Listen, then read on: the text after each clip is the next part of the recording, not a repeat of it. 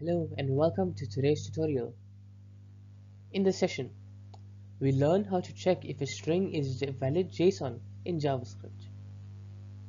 JSON, or JavaScript Object Notation, is commonly used for data storage and transmission.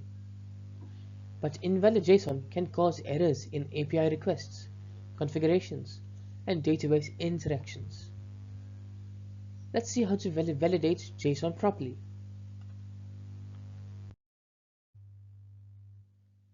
JSON syntax is strict.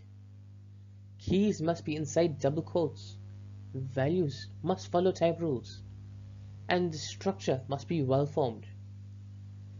This function helps catch errors early before attempting to process JSON data. This function attempts to parse the JSON string.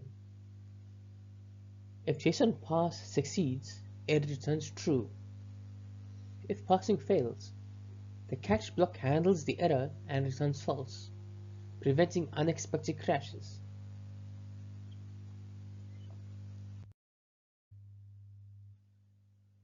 This approach ensures that invalid JSON never reaches further processing, reducing potential errors in applications that depend on structured data.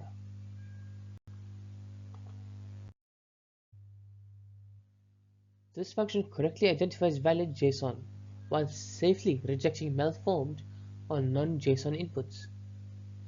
It is a reliable method for validating JSON before parsing, storing, or transmitting data.